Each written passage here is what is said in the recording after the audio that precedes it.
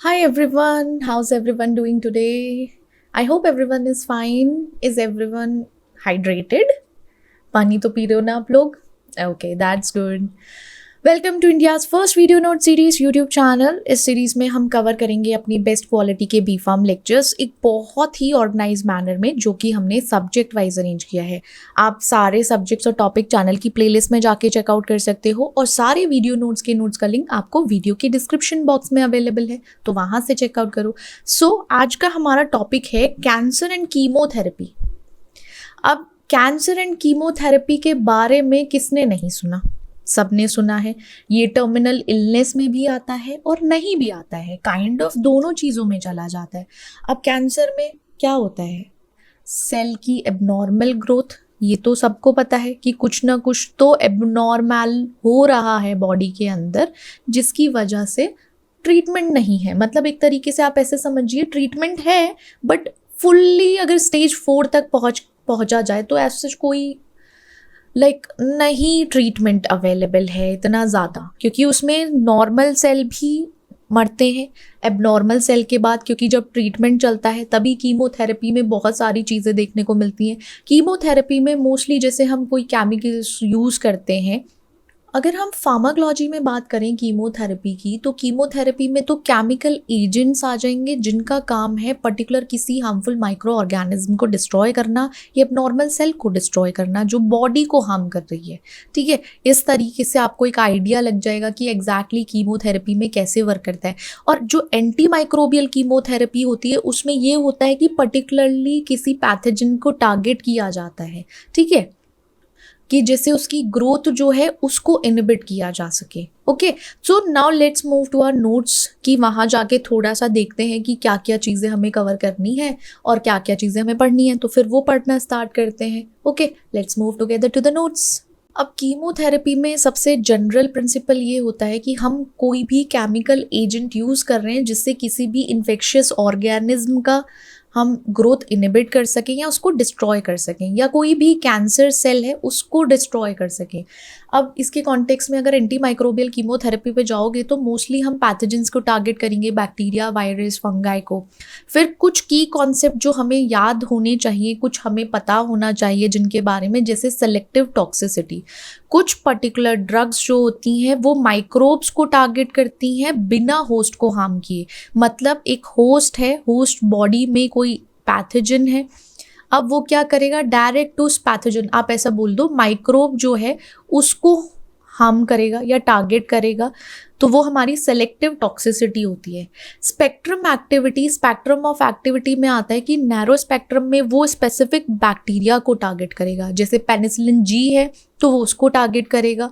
Broad spectrum में थोड़ा सा वाइड रेंज कवर हो जाता है, ज़्यादा बेटर कवर कर पाता है, जैसे हमारा टेट्रासाइक्लिन हो गया है। फिर बैक्टीरिसाइडल, बैक्टीरियोस्टेटिक। अब बैक्टीरिसाइडल का काम क्या है, माइक्रोब्स को किल करना, एग्जाम्पल पेनिसिलिन। अब बैक्टीरियोस्टेटिक का काम क्या होता है, उसका काम है ग्रोथ को इनहिबिट कर देना, ग्रोथ को रोक देना, साथ ही साथ इम्यून सिस्टम में हेल्प करना। फॉर एग्जाम्पल आपका क्लोरमफेनिकोल। ठीक है, कॉम्बिनेशन थेरेपी में उसको सिनर्जी की तरह यूज़ किया जा सकता है, use for synergy, resistance prevention को। फिर ब्रॉड कवरेज भी उसमें हमारे कॉम्बिनेशन थेरेपी में आ जाएगा। रेजिस्टेंस में नेचुरल जो रहता है वो ऑर्गेनिज्म में इनहेरिट होगा। ठीक है, अब एक्वायर्ड में म्यूटेशन की वजह से या जीन ट्रांसफ़र कुछ ऐसे हुए हैं जिसकी वजह से वो हो सकता है। फॉर एग्जांपल प्लाज्मिड है। प्रोफाइलेक्टिक या थेराप्यूटिक यूज़ में, प्रोफाइलेक्टिक में तो इन्फेक्शन को प्रिवेंट किया जाता है, इन्फेक्शन ना हो, जैसे सर्जरी से पहले।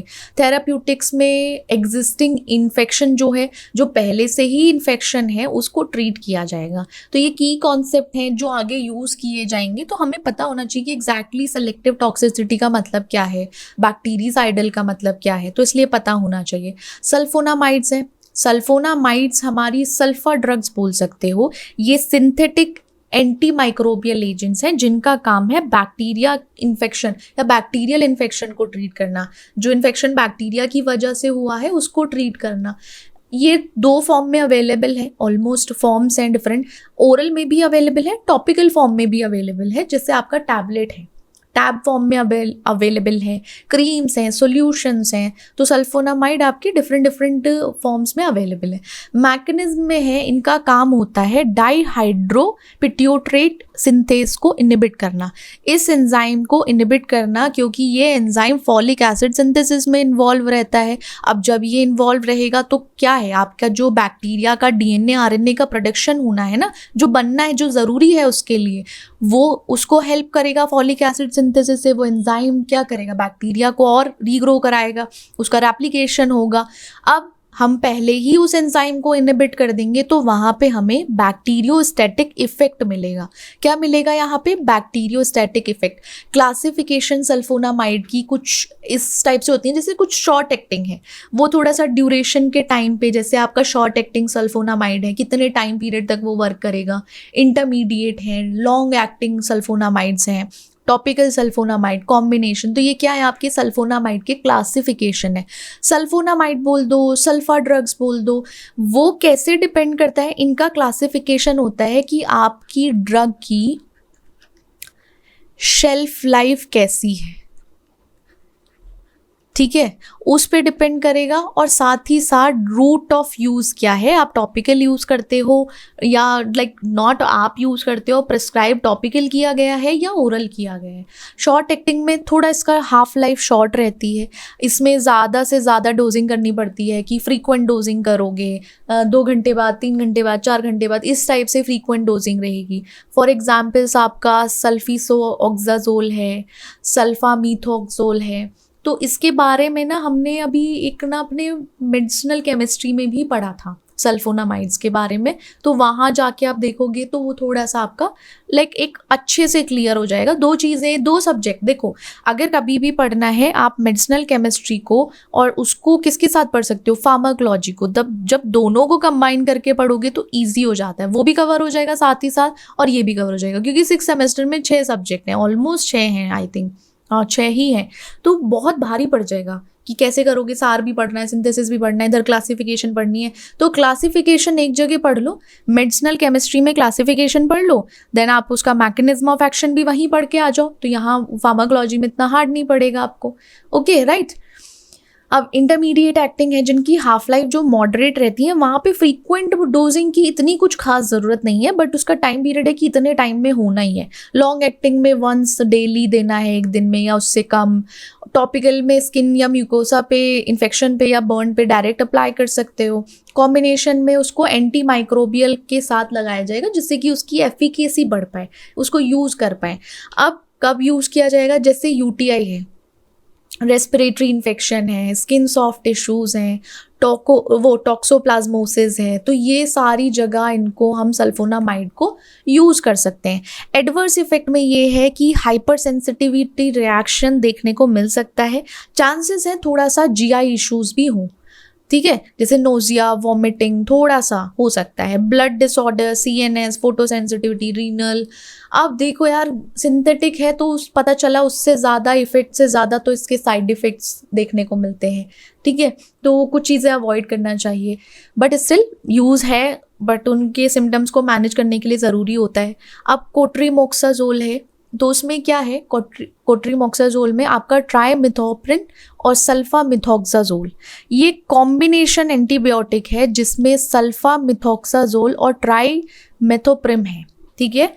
ये हमारा कोट्रीमोक्साजोल किस 2 ड्रग का सिंथेसिस है, एक तरीके से सिंथेसिस नहीं, कॉम्बिनेशन बोल सकते हैं, दोनों कॉम्बिनेशन है।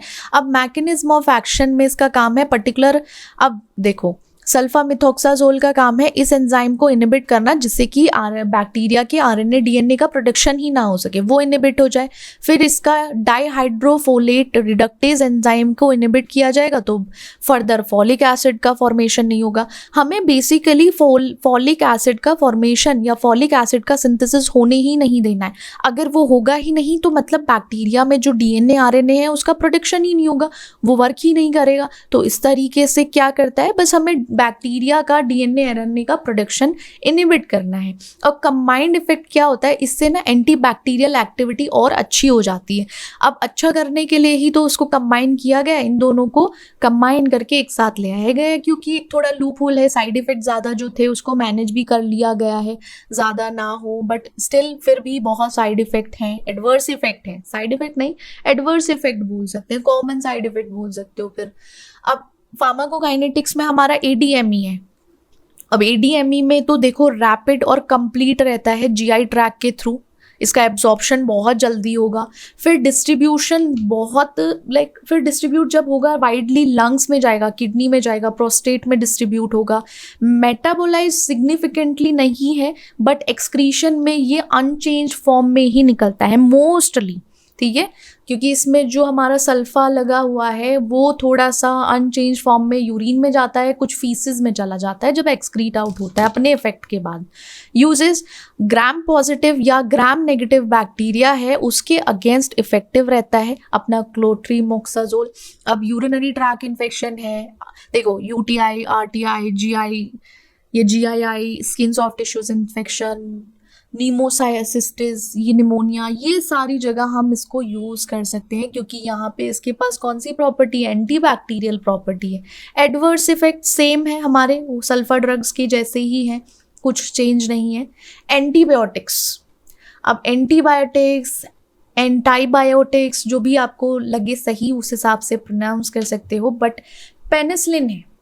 अब देखो मेडिसिनल केमिस्ट्री में हम ऑलरेडी इस चीज़ को डिस्कस कर चुके हैं, एंटीबायोटिक्स को, वहाँ पे किस तरीके से बीटा लैक्टम इसी उसमें डिस्कस किया है, तो आई डोंट थिंक इसको आपको एक्सप्लेन करने की हमें ज़रूरत है, क्योंकि आप अगर पढ़ के आए हो मेडिसिनल केमिस्ट्री तो ये आपका एक क्विक रिवीजन है। तो जो क्विक रिवीजन है उनके लिए अच्छा है, और जिन्होंने नहीं पढ़ा है मेडिसिनल केमिस्ट्री तो पहले जाओ उसको एक बार देखो, समझो, पढ़ो, और फिर इसको देखना, ये आपको याद मिलेगा। बस इसका रिवीजन आपका वहाँ का रिवीजन यहाँ हो जाएगा, यहाँ का रिवीजन भी यही होगा, ठीक है, दोनों रिवाइज हो जाएंगे। अब पेनिसिलिन क्या है, पेनिसिलिन हमारा बीटा लैक्टम एंटीबायोटिक में आता है, जिसका काम है बैक्टीरिया की सेल वॉल की सिंथेसिस नहीं होने देना, मतलब उसको इनहिबिट कर देना या प्रिवेंट करना कि वो बना ही ना पाए। अब क्या करेगा, अब वो पेनिसिलिन हमारा जाके पेनिसिलिन बाइंडिंग प्रोटीन से बाइंड होता है। अब बाइंड होगा, बाइंड होने के बाद क्या करेगा, वो ट्रांसपेप्टाइडेशन स्टेप को ही इनहिबिट कर देगा, जो हमारा पेप्टाइडोग्लाइकन का सिंथेसिस होना था ना, और जिसकी वजह से बैक्टीरियल सेल लाइसिस होगा। ऐसे समझो पहले हमारा पेनिसिलिन आया, वो आके किससे बाइंड हुआ, पीबीपी, आपके पेनिसिलिन बाइंडिंग प्रोटीन से बाइंड हुआ। इसने बाइंड होने के बाद जो ट्रांसपेप्टाइडेशन था, ठीक है, ट्रांसपेप्टाइडेशन स्टेप को ही इनहिबिट कर दिया। इनहिबिट करने के बाद यहाँ पे किसका, जो क्या करता, पेप्टाइडोग्लाइकन का सिंथेसिस करता। अब पेप्टाइडोग्लाइकन का सिंथेसिस हुआ नहीं, अब जब सिंथेसिस नहीं हुआ तो वहाँ पे क्या हुआ, बैक्टीरिया जो सेल है, हमारा बैक्टीरियल सेल है, उसका लाइसिस हो गया, मतलब ब्रेक डाउन हो गया, खराब हो गया, खत्म हो गया। ये मैकेनिज्म है पेनिसिलिन का कि किस तरीके से एग्जैक्टली ये वर्क करते हैं। टाइप्स क्या है, देखो नेचुरल पेनिसिलिन है, पेनिसिलिन जी हो गया, पेनिसिलिन वी है, ये हमारे नेचुरल पेनिसिलिन में आ जाते हैं, राइट, नेचुरल में हो गया। पेनिसिलिनेज रेजिस्टेंस जैसे मेथिसिलिन है, नेफ्सिलिन है। अमाइनो पेनिसिलिन में एमोक्सिसिलिन, एम्पीसिलिन आ जाएगा। एक्सटेंडेड थोड़ा स्पेक्ट्रम पेनिसिलिन का थोड़ा सा एक्सटेंड करो तो पाइपरसिलिन हो गया। तो ये डिफरेंट टाइप्स के पेनिसिलिन है। स्पेक्ट्रम की अगर बात करें तो मोस्टली ग्राम पॉजिटिव बैक्टीरिया जो आते हैं वो हमारा कवर हो जाते हैं इसमें, लाइक पेनिसिलिन से। ब्रॉड स्पेक्ट्रम जो पेनिसिलिन रहेगा वो कुछ ग्राम नेगेटिव ऑर्गेनिज्म को कवर करता है, बट सबको नहीं। रेजिस्टेंस में क्या रहेगा, जैसे आपका बीटा लैक्टमेज प्रोडक्शन है वो पेनिसिलिनेज है, फिर ऑल्टर्ड आपका प्रोटीन बाइंडिंग है वो नहीं हो पाएगा। पेनिसिलिन बाइंडिंग प्रोटीन जो है वहाँ ऑल्ट्रेशन है, ईफ्लक्स पंप है, पोरिन म्यूटेशन, तो यहाँ पे ये रेजिस्ट करेगा ही करेगा, यहाँ पे कुछ नहीं होगा।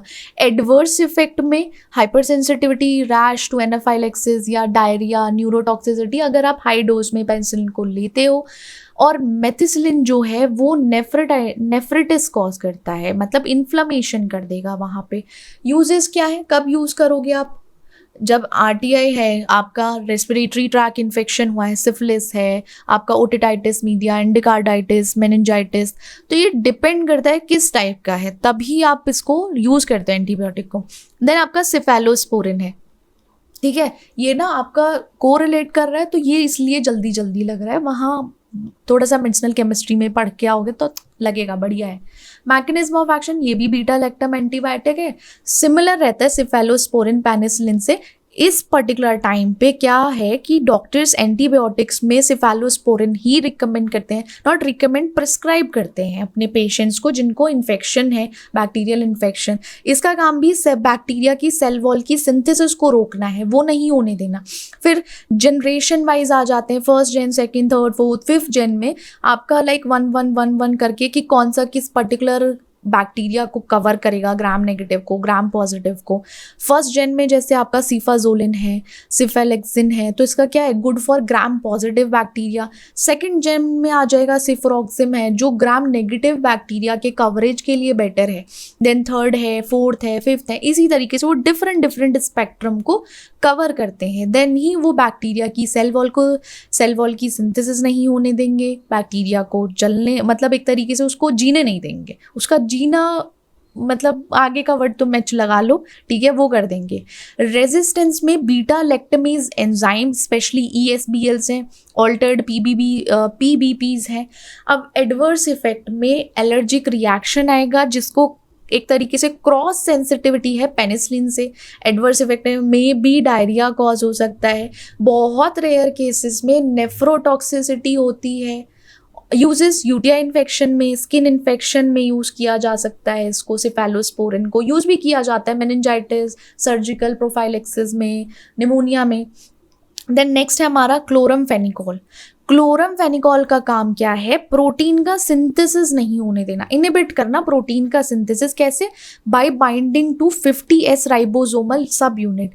क्लोरमफेनिकोल जाके 50S राइबोसोमल सब यूनिट से बाइंड हो जाएगा। जब ये बाइंड होगा तो प्रोटीन का सिंथेसिस नहीं हो पाएगा, और हमारा बैक्टीरिया बहुत हाई डोज में, अगर क्लोरमफेनिकोल हाई डोज में है ना, तो बैक्टीरिया मर जाएगा, या फिर बैक्टीरिया की ग्रोथ, अगर नॉर्मल है तो बैक्टीरिया की ग्रोथ इनहिबिट होगी, ठीक है। साथ ही साथ ये स्ट्रक्चर्स हैं, स्ट्रक्चर्स का फार्माकोलॉजी में ऐसे चूज़ नहीं है, बट ये एज ए क्विक रिवीजन आपके लिए ज़्यादा बेटर होगा। अगर आप मेडिसिनल केमिस्ट्री को भी देखो तो आपका यहाँ रिवाइज भी हो जाएगा। ब्रॉड स्पेक्ट्रम है कुछ, क्योंकि जो हमारा क्लोरमफेनिकोल है ना, वो एक्टिव रहता है ग्राम पॉजिटिव के लिए भी, ग्राम नेगेटिव के लिए भी, साथ ही साथ जो एनएरोब्स हैं उनके लिए भी, ठीक है। स्पेक्ट्रम पता होना चाहिए कि क्या क्या एग्जैक्टली ये कवर कर रहा है, ठीक है। जैसे पैथोजेंस हैं या कोई भी एज सच बैक्टीरिया या एंटी माइक्रोब, जो माइक्रोब्स हैं कहाँ कवर कर रहा है, वो चीज़ पता होनी चाहिए। रेजिस्टेंस है, एंजाइमेटिक इनएक्टिवेशन कैसे हो जाता है, एंजाइमेटिक इनएक्टिवेशन होगा क्लोरमफेनिकोल एसिटाइल ट्रांसफरेज के थ्रू, ठीक है, वैसे होगा। एडवर्स इफेक्ट में एप्लास्टिक एनीमिया, रेयर कंडीशन है बट सीरियस है। ग्रे बेबी सिंड्रोम है, वहाँ पे जो लिवर मेटाबॉलिज्म है नियोनेट्स में, वो क्यों होता है, इमेच्योर लिवर की वजह से। GI अपसेट रहता है। टाइफाइड फीवर में इसको यूज़ करते हैं क्लोरमफेनिकोल को ना, टाइफाइड फीवर में, मेनिंजाइटिस में, रिकेट्सियल इन्फेक्शन है ये, इसमें भी यूज़ किया जा सकता है। देन आपका मैक्रोलिड्स हैं। अब मैक्रोलिड्स की बात करें तो कहीं ना कहीं आप इसको कोरिलेट कर सकते हो अपने थ्रोट इन्फेक्शन से, ठीक है। एक वो होता है ना, जब आपको कभी भी इन्फेक्शन हुआ हो, कभी न लगेगा क्या कि यार गले में ना कुछ प्रॉब्लम हो रही है, कुछ ऐसा लग रहा है खराश हो गई है, कुछ कांटे कांटे से हो गए, तो वहाँ से कोरिलेट करो कि वहाँ से मैक्रोलिड्स लेना है, मतलब एरिथ्रोमाइसिन। सबसे पहले एरिथ्रोमाइसिन ही यूज़ किया जाता है, एल्थ्रोसिन जो भी इसका नाम है, बट हमारा एरिथ्रोमाइसिन है, एजिथ्रोमाइसिन है, क्लेरिथ्रोमाइसिन है, जो मैक्रोलिड्स में आता है। अब इस क्या करते हैं, ये सबसे पहले जाके 50S से बाइंड हो जाएंगे राइबोसोमल सब यूनिट से, जिससे प्रोटीन का सिंथेसिस नहीं हो पाएगा और बैक्टीरिया की ग्रोथ रुक जाएगी। अब ग्राम पॉजिटिव बैक्टीरिया के अगेंस्ट तो सही है, कुछ ग्राम नेगेटिव बैक्टीरिया के अगेंस्ट भी इनका स्पेक्ट्रम, मतलब और एक तरीके से स्पेक्ट्रम इन द सेंस उनका काम कर जाता है, कि भाई वो थोड़ा सा है उनका ऑरा अच्छा खासा, तो वो स्पेक्ट्रम फैला देते हैं। रेजिस्टेंस में मिथाइलेशन जो 20S RNA का बाइंडिंग साइट से है वो रेजिस्ट है, ईफ्लक्स पंप है। एडवर्स इफेक्ट में एक देखा जाए GI रिस्पॉन्सिबल रहता है, थोड़ा सा GI अपसेट हो सकता है। QT प्रोलोंगेशन, हिपैटोटॉक्सिसिटी, स्पेशली एरिथ्रोमाइसिन में, एरिथ्रोमाइसिन के टाइम पे चांस है कि वहाँ पे क्या हो, हिपैटोटॉक्सिसिटी हो सकती है, क्या देखी गई है। यूजेस में एटिपिकल निमोनिया, जब एटिपिकल निमोनिया है तब यूज़ कर सकते हैं। STI है, देन हेलिकोबैक्टर, जो हेलिकोबैक्टर पाइलोरी इरेडिकेशन के टाइम पे वूपिंग कफ है तब इसको यूज़ कर सकते हैं, मैक्रोलिड्स को। देन आपके क्यूनोलॉन्स, फ्लोरोक्विनोलॉन्स आते हैं। अब एक चीज़ और कर सकते हो आप, पहले क्या करो, फार्माकोलॉजी पढ़ लो। फार्माकोलॉजी इसका आपको क्या मिलेगा, यही करना। सबसे पहले क्या पढ़ना है, इंट्रो के लिए या एक शॉर्ट समरी के लिए क्या करो आप, फार्माकोलॉजी की ये यूनिट कवर करो, सेकेंड यूनिट सबसे पहले। अब सेकेंड यूनिट कवर करोगे ना तो आप मेडिसिनल केमिस्ट्री जब पढ़ोगे 6 सेमेस्टर की, तो आपके लिए वो इजी हो जाएगी। वहाँ पे तो यही होता है ना, यूजेस, केमिकल स्ट्रक्चर, सार, सिंथेसिस, वही चीज़ें। बट यहाँ पे क्या है, आपके एग्जाम्पल्स जैसे क्यूनोलॉन्स, फ्लोरोक्यूनोलॉन्स हैं, उनके एग्जाम्पल्स नैलिडिक्सिक है, ये फ्लोरोक्यूनोलॉन में सिप्राफ्लॉक्सासिन, लीवोफ्लॉक्सासिन, तो ये सारे एग्जाम्पल्स आ जाएंगे। मैकेनिज्म आपको पता चलेगा कि इसका काम है कि DNA गायरेज टोपोआइसोमरेज 2 और 4 को इनहिबिट करना, जिससे क्या होगा, DNA की रेप्लिकेशन में इंटरफेरेंस आता है। अब स्पेक्ट्रम की अगर बात करें तो इसका थोड़ा सा स्पेक्ट्रम जो है ब्रॉड स्पेक्ट्रम है, ज़्यादा थोड़ा इसका ऑरा जो है वो ज़्यादा अच्छा है। ग्राम नेगेटिव के लिए, फिर ग्राम पॉजिटिव में भी कुछ आ जाते हैं, एटिपिकल्स भी हैं। साथ ही साथ न्यू जनरेशन, जो न्यूअर जनरेशन है वो एनएरोब्स को और स्यूडोमोनास को कवर करते हैं, वो सारा स्पेक्ट्रम इसमें आ जाता है। फिर रेजिस्टेंस पे मूव करेंगे तो म्यूटेशन भी हो जाती है। ठीक है, वो वहाँ पे DNA गायरेज एंजाइम को इनहिबिट कर रहा है, बट म्यूटेशन तो हो सकती है ना वहाँ, वो टोपोआइसोमरेज भी म्यूटेट कर सकता है, तो म्यूटेशन की वजह से वो रेजिस्ट हो जाता है क्यूनोलॉन्स में। ईफ्लक्स पंप है, उनका तो काम है ना बैक्टीरिया का रेजिस्ट करना, उनको तो सरवाइव करना है। वो सरवाइव करने के लिए कुछ भी करेंगे, थोड़ा बहुत तो चेंज लाएंगे अपने अंदर, तो वो रेजिस्टेंस है। एडवर्स इफेक्ट में GI, QT, आपका टेंडोनाइटिस, टेंडन रप्चर। बट जैसे कुछ प्रेग्नेंट विमेन है, प्रेगनेंसी के टाइम पे, चिल्ड्रंस में इसको रिकमेंड नहीं किया जाता, क्योंकि वहाँ पे इसके एडवर्स इफेक्ट आ जाते हैं क्यूनोलॉन्स के या फ्लोरोक्यूनोलॉन्स के, राइट। अब यूजेस कब होगा, UTI में, प्रोस्टाइटिस, GI इन्फेक्शन के टाइम पे, या निमोनिया, एंथ्रेक्स, इसके टाइम पे इसको यूज किया जा सकता है। देन आपका टेट्रासाइक्लिन है, टेट्रासाइक्लिन, डॉक्सीसाइक्लिन, मिनोसाइक्लिन है, तो इसका काम क्या, बाइंड होगा किससे, 30S राइबोसोमल यूनिट से। अब इसमें ना ये याद रखना, कभी ये तो याद रख के चले जाओ आप कि भाई राइबोसोमल सब यूनिट से तो बाइंड होता है, किससे बाइंड होता है, राइबोसोमल सब यूनिट, बट कितना, एक तो 30S है, एक 50S है। अब यहीं से चेंज हो जाएगा, 30S राइबोसोमल सब यूनिट से हमारा टेट्रासाइक्लिन जब बाइंड होगा तो tRNA अटैचमेंट को ब्लॉक कर देगा, ठीक है, जो वहाँ अटैचमेंट है उसको ब्लॉक करेगा। देन आपका मैकेनिज्म में बैक्टीरियोस्टैटिक इफेक्ट आएगा, मतलब बैक्टीरिया की ग्रोथ जो है वो इनहिबिट हो जाएगी। स्पेक्ट्रम में ग्राम पॉजिटिव, ग्राम नेगेटिव है, तो वो एटिपिकल, थोड़ा सा स्पेक्ट्रम इसका ज़्यादा अच्छा है, बेटर है देखा जाए तो, ऑरा टेट्रासाइक्लिन का ज़्यादा अच्छा है। रेजिस्टेंस है, ईफ्लक्स या राइबोसोमल प्रोटेक्शन प्रोटीन के लिए एक तरीके से रेजिस्टेंस है। एडवर्स इफेक्ट में या आपका GI अपसेट हो सकता है, फोटोसेंसिटिविटी है, टीथ डिस्कलरेशन, और यूज जैसे एक्ने हुआ है तब भी देखो, अब ये किसी को रेकमेंड मत कर देना कि भाई किसी के दाने हो रहे हैं तो तुम, एक्ने हो रहे हैं, तुम क्या बोल रहे हो, उसको टेट्रासाइक्लिन खिला दिया पकड़ के कि भाई तेरे एक्ने ठीक हो जाएंगे टेट्रा, ऐसे ट्राई मत करना, किसी पे एक्सपेरिमेंट नहीं करना। लाइम डिजीज है, STI है, मलेरिया प्रोफाइलेक्सिस है, तब इसको यूज कर सकते हैं। देन आपके अमाइनोग्लाइकोसाइड्स हैं, अमाइनोग्लाइकोसाइड में जेंटामाइसिन, अमीकासिन, टोब्रामाइसिन, स्ट्रेप्टोमाइसिन। अब ठीक है, अब ये जैसे ये एग्जाम्पल्स हो गए, इनका काम है 30S राइबोसोमल सब यूनिट से बाइंड करना, जहाँ पे मिस रीडिंग हो सके mRNA की। हमारे अमाइनोग्लाइकोसाइड्स क्या कराते हैं, मिस रीड कराते हैं mRNA को, जिसकी वजह से वहाँ पे पूरा बैक्टीरिया मारा जाता है, ठीक है, वही हिसाब है, नज़र हटी दुर्घटना घटी, तो इसके मतलब मिसरीडिंग हुई और वहाँ पे गया बैक्टीरिया। और अनलाइक जो अदर प्रोटीन सिंथेसिस इनहिबिटर्स होते हैं ना, उनके जैसे नहीं है एक तरीके से बैक्टीरिसाइडल स्पेक्ट्रम में। प्राइमरली मेन जो है ये एरोबिक ग्राम नेगेटिव बैक्टीरिया को स्पेक्ट्रम अगर रेंज देखा जाए तो उसमें है। फिर सिनर्जिस्टिक है बीटा लेक्टम जहाँ पे ग्राम पॉजिटिव है, एंटेरोकोकल एंडोकार्डाइटिस है, इसका स्पेक्ट्रम इतना है। अब रेजिस्टेंस में एंजाइमेटिक इनएक्टिवेशन जैसे एसिटाइलेशन है, फॉस्फोराइलेशन है उस टाइम पे। फिर राइबोसोमल जो बाइंडिंग है ना, उसमें भी ऑल्ट्रेशन होगा, वहाँ भी ऑल्टर होगा। फिर अब जब इतना कुछ है एडवर्स इफेक्ट भी आएगा, जैसे नेफ्रोटॉक्सिसिटी, ओटोटॉक्सिसिटी, न्यूरोमस्कुलर ब्लॉकेड, तो ये सारे हमारे अमाइनोग्लाइकोसाइड के एडवर्स इफेक्ट में आएंगे। अब कभी भी सीवियर ग्राम नेगेटिव बैक्टीरिया इन्फेक्शन हुआ है, मतलब उसका ग्राम नेगेटिव इन्फेक्शन हुआ है, तब अमाइनोग्लाइकोसाइड को यूज़ किया जाएगा। सेप्सिस के टाइम पे, एंडोकार्डाइटिस के टाइम पे अदर एजेंट्स के साथ ऑफकोर्स उसको थोड़ा सा कंबाइन करके यूज़ किया जा सकता है। और ट्यूबरक्लोसिस में स्ट्रेप्टोमाइसिन को भी यूज़ करते हैं, राइट। तो ये था हमारा पूरा हमारा एंटीबायोटिक्स के बारे में।